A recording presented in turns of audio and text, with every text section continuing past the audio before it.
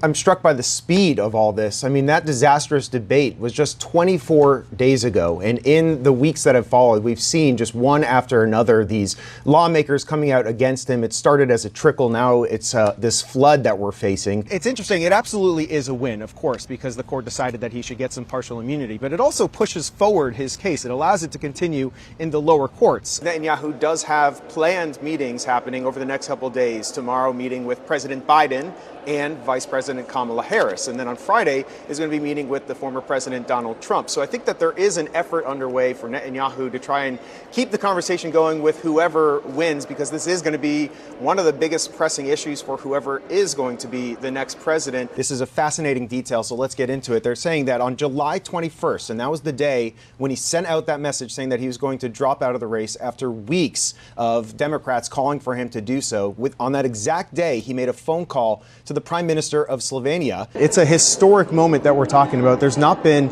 an impeachment of a cabinet secretary for 148 years. 1876 was the last time that we saw something like this. It is a question of whether these voters will come home. Will they come back to former President Donald Trump when it comes to the general election? And there's really the same exact question on the other side of the ticket. Now, to remove Mayorkas, it would take a 2/3 vote in the Senate. And with Democrats holding a majority in the upper chamber, it remains highly unlikely that Mayorkas will be removed. These are the court documents right here, which at times read like a spy thriller. Those in the Manhattan courtroom said former President Donald Trump stared straight ahead as the verdict was read. One by one, he was found guilty on all 34 felony counts. March 1st is the big deadline here. That's when the funding runs out for 5 government agencies. And if it feels like we've been here before, that's because we have. I spoke with an activist who was underwhelmed because they were saying, why not full decriminalization? Why not legalization? So why stop at just scheduling it down? Does the Biden administration see this as sort of the next big frontier of this abortion fight? How realistic is a 2-state solution in this moment when obviously things are so divisive? If he brings that to the floor, it wouldn't trigger the motion debate. You're asking me the same question that I've just told you I'm not going to answer.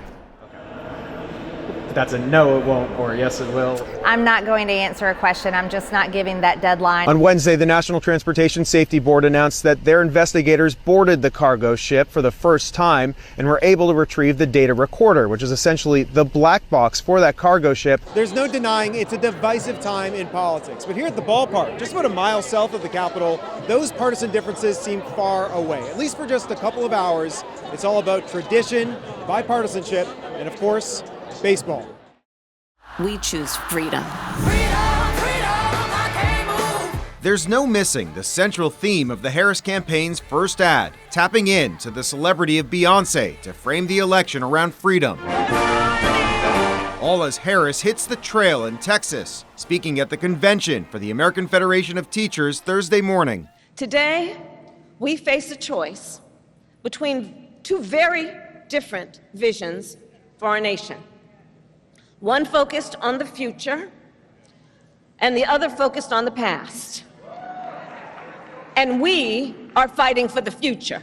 Harris was elevated to the top of the ticket after President Joe Biden made the unprecedented move on Sunday to drop out of the race. I revere this office, but I love my country more.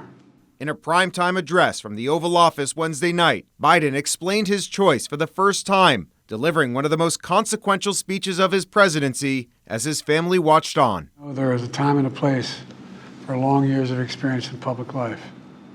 But there's also a time and a place for new voices, fresh voices, yes, younger voices. And that time and place is now. She is a radical left lunatic who will destroy our country. Trump, meanwhile, pivoting his attacks away from Biden and towards Harris at a Wednesday night rally in North Carolina. The former president defending his harsh rhetoric as he called into Fox News Thursday morning. They say, sir, be nice. You just got hit with a bullet. Maybe he's changed. Be nice. And I'd love to be nice, but I'm dealing against real garbage. Now, President Biden still has 6 months left to go in his term. He says that he's going to keep pushing for the end of the Israel-Hamas war. And back here domestically, he says he's going to propose a number of big legislative goals, including Supreme Court reform. But this close to an election, he's going to face major challenges getting any bills passed. I, Joseph Robinette Biden Jr., do solemnly swear. With his swearing in as America's 46th president, Joe Biden achieved a long elusive goal. At the age of 30, he became the 6th youngest senator in history, and at the age of 78, he became the nation's oldest president. Biden was first elected senator in 1972 from his adopted home of Delaware. Back then, he was facing questions about being too young. I expect these fellas are going to eventually judge me on my merit, not on my age. But his Senate career was nearly derailed by tragedy, a deadly car crash back home in Delaware just a month after his election. My wife was dead, my daughter was dead, and I wasn't sure how my sons were going to make it. Biden wasn't sure whether to take office, but when he was eventually sworn in as senator, he did so by the hospital bed of his recovering son, Beau.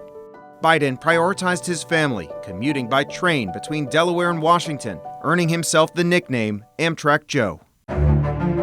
In the Senate, Biden eventually chaired the powerful Senate Judiciary Committee, drawing criticism for his handling of the confirmation hearing of Clarence Thomas to the Supreme Court. Thomas was accused of sexual harassment, but critics said it seemed like the hearing put the accuser on trial. In the 90s, Biden also spearheaded the approval of a sweeping crime bill, which included a ban on military-style semi-automatic weapons. But that legislation has since faced criticism for contributing to disproportionate rates of incarceration for people of color. My name is Joe Biden. But this longtime senator always had presidential ambitions. In 1987, he ran for president, a campaign that came to an abrupt end because of a plagiarism scandal. And in 2008, another run for president fell flat, although it opened the door for a brand new partnership. The next Vice President of the United States of America. Then Senator Barack Obama chose Biden as his running mate. In his second term as vice president, more tragedy for Biden. His eldest son, Beau, a rising political star in his own right, died of brain cancer. In 2016, as he left office, Biden sat out of the presidential race, deferring to Hillary Clinton. But with Donald Trump in the Oval Office, Biden decided to run once again. In 2020, amid a global pandemic, he narrowly won. But 2 months later, on January 6, Trump's supporters stormed the Capitol, trying to block the certification of Biden's victory. At his inauguration, Biden took a somber tone.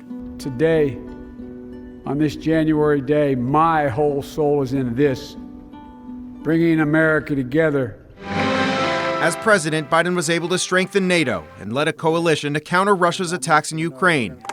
He also passed landmark legislation to build infrastructure, address climate change, strengthen the economy, and produce computer chips domestically. But his tenure was also marked by the worst inflation in 40 years, a record surge of migrants crossing the southern border, and the chaotic and deadly withdrawal of U.S. troops from Afghanistan.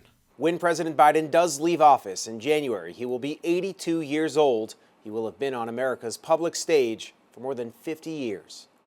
I like this. At the Spectrum newsroom in Los Angeles, one of our broadcast engineers is about to get a makeover of sorts, all thanks to deepfake technology. Every face is indeed different. Just watch as it's used to transform our test subject into Meta CEO Mark Zuckerberg. Now take a look as he's morphed into Scarlett Johansson. Oh wow, this is not bad. Even President Joe Biden is possible, although he might need a new haircut to really pull it off.